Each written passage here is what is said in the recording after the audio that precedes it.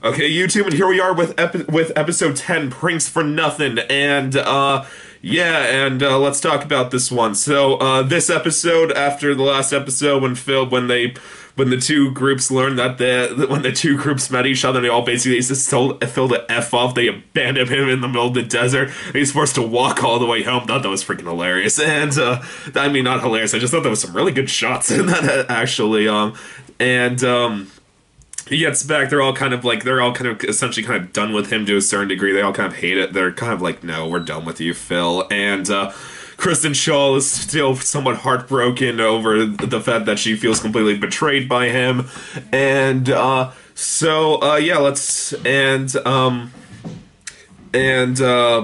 it's just him trying to get back with the group, even though they're all kind of just done with him.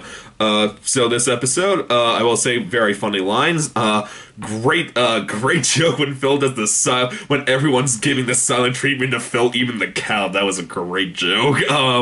That cracked me up. Other great jokes, Kristen Shaw's misery when Erica and Gail try to make up with her, and she's like, well, it's okay, you two goddamn whores, trying to sleep with a man you just met. That cracked me up. I thought that was so hilarious and hilariously dark. Also,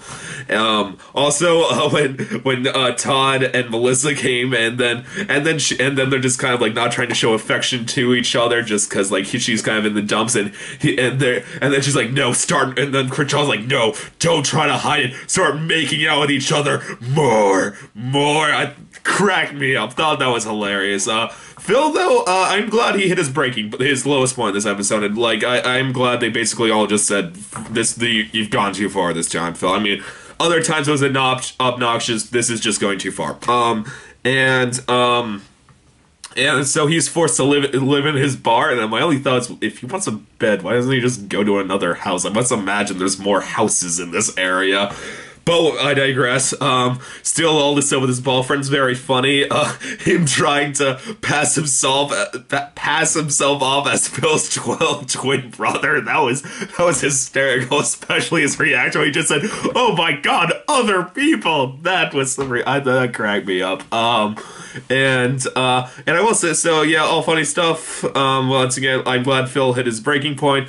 And I will say this actually probably led to the best character moments between these characters yet this season, in which Phil finally just realizes, yes, I'm a pathological liar. I am just the worst, and he just goes up to all of them, and he's just like, I'm not leaving until you just all hear me out. And he finally says what just had to be said.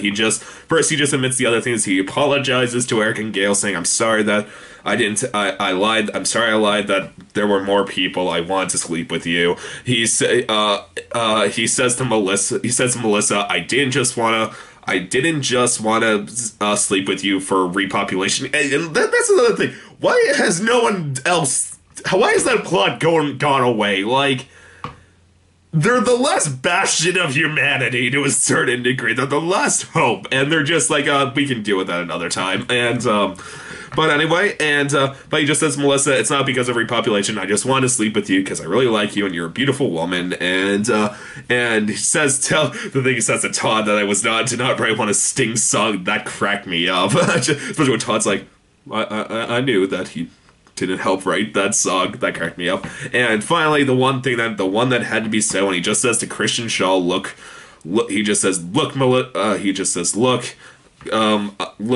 Kristen Shaw, you're my friend, but the only reason I married you is because I thought there was no one else. I was lying when I said I wanted to marry you. I just married you because I thought we were the last two. And even though it was very sad, it had to be said. I'm glad it was said. And then that led to another fantastic, heartfelt moment, very funny moment when Kristen Shaw went to Phil's bar. I love when she first goes in. She just sees Phil tied to his ball. She's just like, Phil, are those balls with faces that you speak to? And he's like, yes.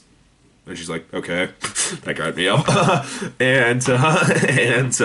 But she basically just says, Phil, look, you're right. You're not happy. I'm not happy. I thought I could change you, but you don't love me. It's okay. And they divorce each other, and they just let that be that. Just say, we'll still be friends, though. And I also gotta say, the speech about how she was going to the divorce, that was freaking hilarious. Just like, no comments, Phil, and no applause. That cracked me up.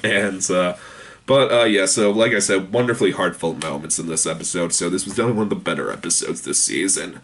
And I'm glad Phil has hit his lowest point. I really hope he will become much more likable for these last 3 episodes. Only 3 episodes left. That kind of makes me kind of sad. But YouTube, as always, please subscribe. I will see you next time. Okay, bye.